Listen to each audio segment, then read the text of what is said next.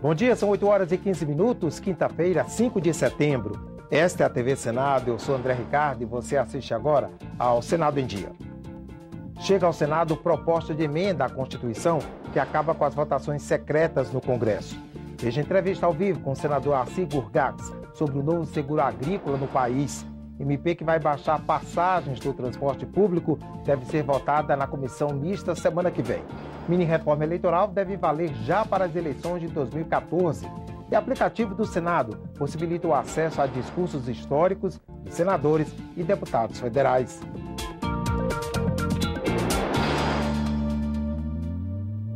Chegou ao Senado a proposta de emenda à Constituição aprovada pela Câmara na terça-feira, que acaba com todas as votações secretas no Congresso Nacional.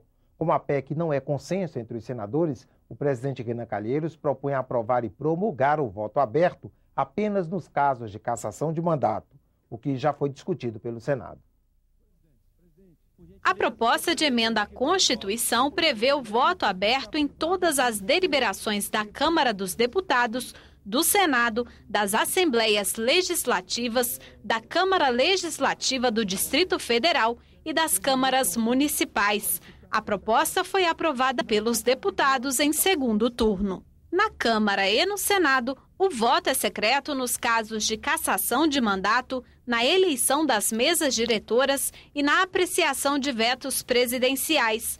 No Senado, a votação também é fechada nas indicações de ministros dos tribunais superiores, do presidente e diretores do Banco Central, de chefes de missão diplomática de caráter permanente e na indicação e exoneração do Procurador-Geral da República. O Senado aprovou no ano passado outra PEC que trata do voto secreto. A proposta de autoria do senador Álvaro Dias estabelece o voto aberto apenas nos casos de perda de mandatos de parlamentares. A proposta tem apoio dos senadores e está pronta para ser votada pelo plenário da Câmara. O voto aberto deve existir para cassação de mandatos e para todas as outras votações. No único momento em que o voto secreto protege a independência, a liberdade do parlamentar contra a pressão e a força do governo é em relação aos vetos. No caso dos vetos, na minha opinião, o voto deveria ser secreto, como ocorre em muitos parlamentos do mundo. O cidadão tem o direito constitucional de saber em quem o parlamentar votou. O presidente Renan Calheiros propôs uma solução para o impasse. A Comissão de Constituição e Justiça vai desmembrar a proposta da Câmara, aprovando rapidamente o que já foi discutido no Senado, o voto aberto apenas para a cassação de mandato. O que o Senado vai fazer é aprovar o que o Senado já aprovou, porque acelera, apressa a resposta à sociedade. O que a sociedade está querendo agora, objetivamente, é que faça o voto aberto no julgamento de deputado e de senador, que é o caso do donador. O presidente da CCJ já escolheu um relator para a PEC, o senador Sérgio Souza. A proposta será o primeiro item da pauta da próxima quarta-feira. O Senado já se manifestou por outras vezes, tanto na Comissão de Justiça como no seu plenário, a respeito da matéria. Caberá efetivamente ao senador Sérgio Souza fazer os arranjos necessários para, por recomendação, repito, da mesa, incluir rapidamente a proposta em plenário. Confira agora a agenda das comissões do Senado para amanhã desta quinta-feira. A Comissão de Direitos Humanos tem na pauta a sugestão de projeto de lei proposta por estudante do programa Jovem Senador. O texto prevê o ensino da língua brasileira de sinais, Libras, na educação básica. Um projeto na Comissão de Relações Exteriores prevê o reconhecimento automático de diplomas emitidos por universidades estrangeiras de reconhecida excelência acadêmica. Os formados não teriam que passar por provas de revalidação do curso. A Comissão de Agricultura está prevista para daqui a pouco, às 8h30 da manhã. Quem traz informações ao vivo sobre a pauta da reunião é o repórter Hermes Coelho. Bom dia, Hermes. Bom dia, André Ricardo. A Comissão de Agricultura realiza daqui a pouco, às 8h30, uma audiência pública para discutir o novo modelo de seguro agrícola para agricultores brasileiros que estão sofrendo perdas durante a estiagem, perdas de safra. Eu converso agora com o senador Arcir Gurgax sobre o assunto. Senador, qual é o problema com o atual modelo de seguro agrícola? Veja bem, o importante dizer é que o seguro é uma política importante para garantir a renda ao nosso agricultor em caso de acidentes climáticos, ora é cheia, excesso de chuva, ora é seca, falta de água, e isso tem atrapalhado a renda dos nossos agricultores. O problema é que o seguro atual que nós temos não está acontecendo. Nós temos 700 milhões destinado para o seguro agrícola desse ano e os nossos agricultores não receberam esse dinheiro. Então nós precisamos discutir uma forma para que o agricultor tenha garantia de renda com relação aos acidentes que possam vir a acontecer. E hoje não está acontecendo. Já foram prometidos várias vezes 400 milhões, 700 milhões. Isto fica muito bacana, muito bonito, o anúncio fica bom, mas o mais importante, o agricultor não está recebendo. Nós temos um déficit do ano passado de quase 200 milhões de reais com os agricultores brasileiros. E esse ano, os 700 milhões de reais não foram pagos um centavo ainda. Então, isso é sinal que o atual sistema de seguro agrícola não está funcionando. E é exatamente isso que nós vamos debater com o ex-ministro Alisson Paulinelli e demais autoridades. Como vamos fazer para garantir que esse dinheiro chegue até o agricultor quando ele mais precisa, é quando ele não tem a renda pelo trabalho que ele fez durante o ano. É uma safra por ano, a maioria dessas agriculturas. E quando ele não consegue colher, não consegue ter essa renda, o seguro tem que garantir uma renda mínima, e isso não está acontecendo. Muito obrigado, senador Assegor Gax. André. Obrigado, Hermes. A medida provisória que isenta de impostos o setor de transportes deve ser votada na comissão mista no dia 11 de setembro. Ontem, os parlamentares discutiram a MP, considerada um incentivo para a redução do preço das passagens. Mas não há garantia de que as empresas vão repassar o benefício ao consumidor. O Congresso aprovou em agosto um projeto de lei que concede isenção de tributos para o transporte coletivo municipal.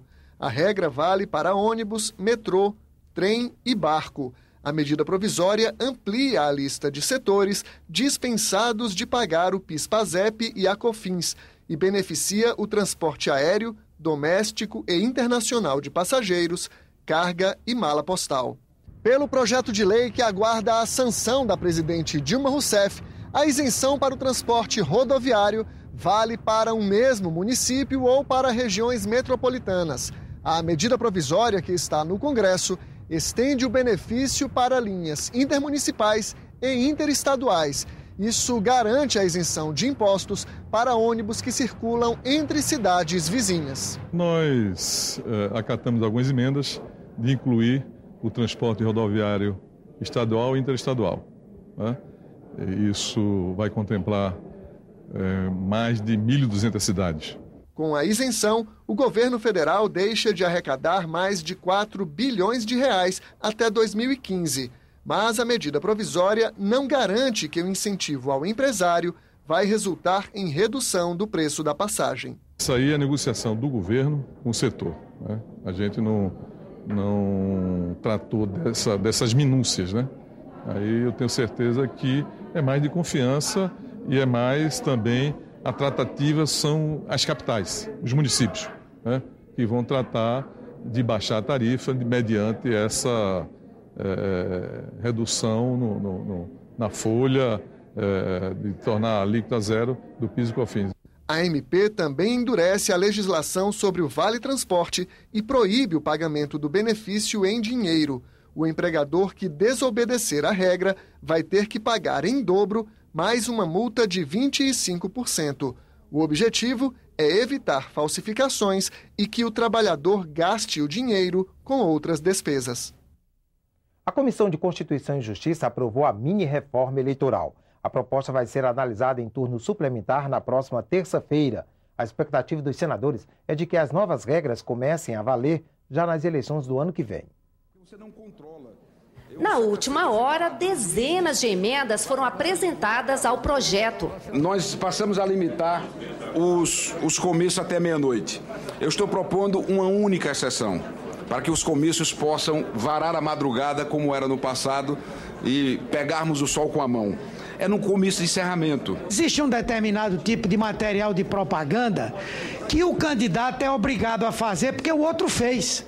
Por exemplo, esses malditos cavaletes são extremamente caros, mais caros do que pagar outdoor, demanda uma logística extremamente complicada. Eu acho que isso tem que acabar definitivamente. Nós temos que revelar para o cidadão eleitor efetivamente quem fez a doação para a campanha. É um direito constitucional do cidadão eleitor. Na discussão sobre financiamento de campanha, o clima esquentou. Há um direcionamento para quem está no governo. Então vamos resolver essa situação de uma vez por todas, tratando que o financiamento da campanha se dê apenas por pessoas físicas e com limite pré-estabelecido. Gostaria de ter tido a doação que o PT teve para organizar o partido. O PT teve 52 milhões de reais. O PMDB, seu parceiro, teve 2 milhões. O PSDB teve 2 milhões. Os outros partidos tiveram menos do que isso. Não quero fazer esse questionamento, mas acho uma grande incoerência Vossa Excelência vir aqui propor o fim do financiamento de pessoa jurídica, arrecadando mais de 20 vezes mais do que qualquer outro partido arrecadou até aqui. O texto mantém as convenções partidárias em junho, entre os dias 12 e 30. E para evitar qualquer possibilidade de fraude nos resultados, determina que a ata da convenção deverá ser publicada em até 24 horas. O tempo de campanha e de propaganda no rádio e na televisão também foi mantido. O projeto deixa claro o que é ou não pré-campanha eleitoral, a discussão de políticas públicas em eventos partidários, a realização e divulgação de prévias pelas redes sociais e a manifestação de pessoas pela internet não são consideradas pré-campanha. O texto faz restrições à propaganda em placas e muros e proíbe o envelopamento de carros, reduzindo o tamanho dos adesivos usados como material de campanha. Com as propostas apresentadas e o nosso relatório, nós entendemos que vai diminuir um pouco o custo das campanhas eleitorais, que é o grande objetivo para impedir esses financiamentos exagerados de campanha. Na próxima terça-feira, a comissão faz uma reunião extra para votar o projeto em turno suplementar. A intenção é apressar a análise da matéria para que as novas regras já possam valer nas eleições do ano que vem. Nós vamos remeter no tempo, mas é claro que para a Câmara votar essa matéria vai precisar haver um esforço concentrado muito grande para tentar uniformizar essa proposta e, de repente, agregar contribuições da Câmara, eles votarem, voltar ao Senado e o Senado votar também essa matéria. O ministro da Educação, Aloysio Mercadante, veio ao Senado pedir a aprovação do Plano Nacional de Educação. A proposta está na pauta da Comissão de Constituição e Justiça e prevê a aplicação de 10% do PIB na educação. Mercadante comentou um dos temas polêmicos do plano, a universalização do atendimento escolar para pessoas com deficiência. Para ele, a proposta não prejudica o funcionamento de instituições como as APAES. Nós não queremos acabar, mas nós queremos assegurar a inclusão dos estudantes especiais nas escolas públicas. Uma criança surda, ela precisa estar um momento da vida dela na escola especial para aprender Libras, para conversar em Libras, que é a linguagem dos surdos. Mas ela precisa ir para a escola pública para aprender a conviver com os outros e para os outros aprenderem a conviver com a diferença. Isso é importante para a democracia e para a formação da cultura, da diversidade, do respeito ao outro, que a escola tem que estar sempre preservando. O Senado lançou ontem um aplicativo que possibilita o acesso a discursos de senadores e deputados federais que marcaram a história do país. O aplicativo reúne pronunciamentos históricos de grandes nomes do parlamento brasileiro. Entre eles, os ex-presidentes Juscelino Kubitschek, João Goulart e Fernando Henrique Cardoso e parlamentares que marcaram a história do país, como Ulisses Guimarães e Petrônio Portela. Também estão lá a íntegra dos discursos e a biografia dos deputados e senadores. O aplicativo foi desenvolvido pelo Senado em parceria com a editora 247. Todos esses documentos históricos que fazem parte da memória política do Brasil podem agora ser acessados em todos os tablets, bem como nos tablets com sistema Android de forma gratuita. E isso é muito importante ressaltar por todos os internautas do Brasil e do mundo. O nome do aplicativo é Senado Brasil Discursos Históricos. Regras mais rígidas para evitar abusos das companhias aéreas na venda e remarcação de passagens. É o objetivo de um projeto aprovado no Senado e que seguiu para análise da Câmara dos Deputados. Buscar promoções e planejar com antecedência são práticas comuns para quem viaja de avião. Mas se o passageiro precisar remarcar o bilhete ou se arrepender da compra, a multa cobrada pelas companhias muitas vezes é maior do que o preço pago inicialmente. Foi o caso de Roberto, que desistiu de voltar mais cedo para casa. Eu estava em Brasília, voltando de uma audiência, e cheguei aqui no aeroporto, tentei antecipar meu voo para minha cidade de origem, Curitiba, e fui informado que tinha que comparecer até um guichê de uma companhia aérea aqui do aeroporto, e a taxa era quase 3 vezes o valor da passagem, o valor original da passagem. Achei um pouco caro e acabei ficando aqui, né? Um projeto de lei aprovado pelo Senado limita as multas em caso de remarcação, cancelamento ou reembolso de passagens aéreas a 10% do valor pago inicialmente. A proposta também dá ao consumidor um prazo de 2 horas para modificar a compra feita pela internet ou pelo telefone sem nenhum custo. Na minha opinião, 2 horas poderiam ser dilatadas um pouco mais, mas já é um benefício que tem o passageiro, né, para a compra das passagens. É uma segurança a mais. O projeto ainda garante que passagens compradas pela internet sejam remarcadas ou canceladas sem que o passageiro precise ir ao balcão da empresa. Para a gente que está sempre correndo, é muito cômodo utilizar a internet. Mas aí ter que vir ao guichê para fazer a mudança, isso é realmente que a gente vem hoje lutando tanto para ganhar tempo com as coisas, quanto menos você perder tempo, melhor, né? Outra mudança é que as companhias devem divulgar o número de poltronas disponíveis e quantas já foram vendidas em cada categoria de tarifa, mesmo as promocionais. As regras para remarcação, cancelamento e reembolso de passagem devem estar disponíveis para os consumidores. Eu espero que com essa nova política ou um novo eixo de tarifação aeronáutica no Brasil, nós possamos ter um cliente, né, sabedor das suas responsabilidades, cônscio dos seus direitos e uma legislação que possa amparar tanto as empresas quanto aos consumidores. O Senado em Dia termina aqui. No decorrer da manhã, você acompanha outras informações nos boletins do Senado agora.